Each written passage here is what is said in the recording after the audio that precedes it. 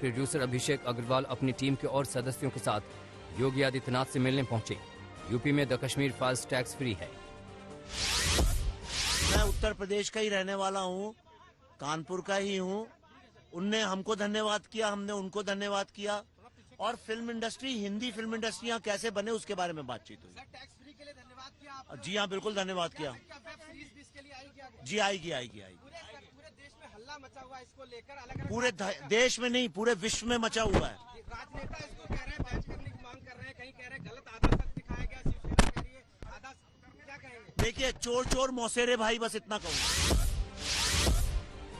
Film the Kashmir files पर बढ़ते सियासी संग्राम के बीच समाजवादी पार्टी के सांसद एसटी हसन ने फिल्म पर बैन लगाने की मांग की। एसपी सांसद ने कहा कि इस फिल्म से दो समुदायों के बीच नफरत और भेदभाव पैदा हो रहा है, जिससे देश के हालात बिगड़ सकते हैं।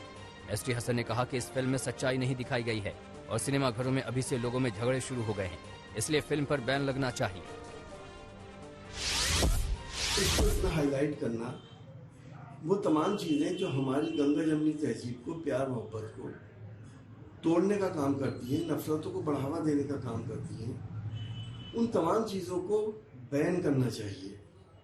हम जब अगर इस फिल्म को अलाउ कर दिया गया तो कल को कोई मुरादाबाद के ऊपर भी बना सकता है, गुजरात पे भी बना सकता है, अहमदाबाद पे भी बना सकता है, भिवंडी और भागलपुर पे भी बन सकता है।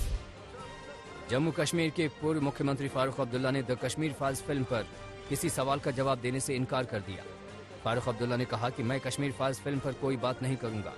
इससे पहले फारूक अब्दुल्ला के बेटे और पूर्व सीएम उमर अब्दुल्ला ने द कश्मीर फाइल्स में दिखाए गए तथ्यों पर सवाल उठाया था और फिल्म को झूठ का पुलिंदा बताया था।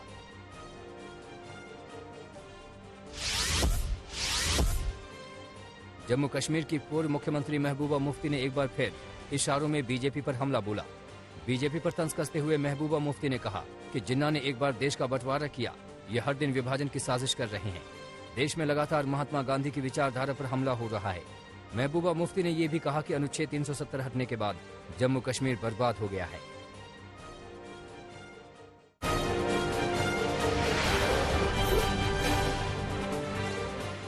केंद्रीय मंत्री गिरिराज सिंह ने एक बार फिर अपनी ही पार्टी की गठबंधन वाली बिहार सरकार पर हमला बोला है। गिरिराज सिंह ने बेगूसराय से राजौड़ा में दो पक्षों में हुई मारपीट की घटना का जिक्र करते हुए कहा कि यहाँ हिंदू सुरक्षित नहीं है। अगर बेगूसराय के राजौड़ा में हिंदू सुरक्षित नहीं तो ऐसे में हिंदू कहाँ जाएगा। गिरिराज सिंह ने कहा कि प्रशासन ने मामले में लीपापोती की तो वो कोई भी कदम उठाने को मजबूर होंगे।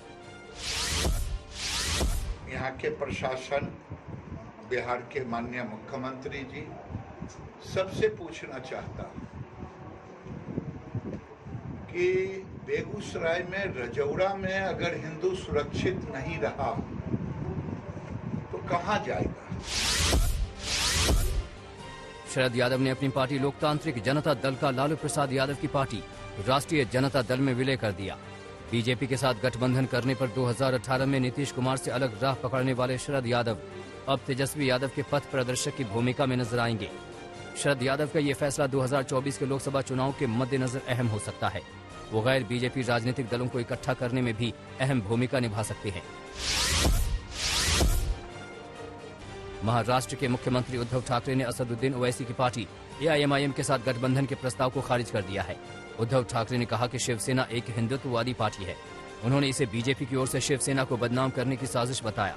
उद्धव ठाकरे ने कहा कि शिवसेना महाराष्ट्र में महाविकास अघाड़ी सरकार का नेतृत्व कर रही है। बिहार में होली के त्योहार के दौरान जहरीली शराब पीने से 25 लोगों की मौत हो गई। सबसे ज्यादा 10 लोगों की मौत बांका जिले में हुई, जहां मरने वालों में एक महिला भी शामिल है। वहीं भागलपुर जिले में 8 लोगों की मौत हुई है।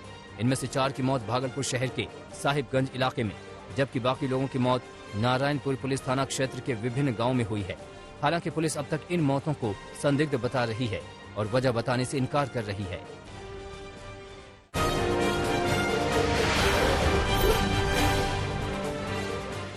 दिल्ली में प्रधानमंत्री मोदी के आवास पर उत्तर प्रदेश, उत्तराखंड और गोवा में सरकार के गठन को लेकर चर्चा हुई।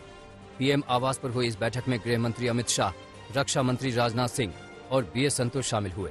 इससे पहले शनिवार को पीएम आवास पर मुख्यमंत्री के नाम पर चर्चा के लिए गोवा और उत्तराखंड के नेताओं की बैठक हुई थी। 25 मार्च को योगी आदित्यनाथ दोबारा मुख्यमंत्री पद की शपथ लेंगे। इससे पहले 24 मार्च को यूपी में विधायक दल की बैठक होगी।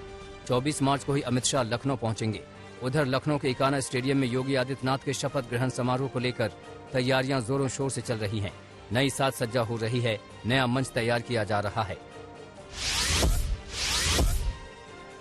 उत्तराखंड में आज नए मुख्यमंत्री के नाम का ऐलान हो सकता है। सुबह 11 बजे विधायकों की शपथ है। इसके बाद शाम 4 बजे विधायक दल की बैठक होगी। इस बैठक में केंद्रीय पर्यवेक्षक राजनाथ सिंह और मीनाक्षी लेखी विधायकों से चर्चा करेंगे, जिसके बाद नए सीएम के नाम का ऐलान हो सकता है। उत्तराखंड में बीजेपी ने पुष्कर सिंह धामी के चेहरे पर चुनाव लड़ा, लेकिन चुनाव में धामी की हार के बाद मुख्यमंत्री को लेकर पेंच फंस गया, जिसके बाद से ही नए सीएम को लेकर कई नामों की अटकलें हैं।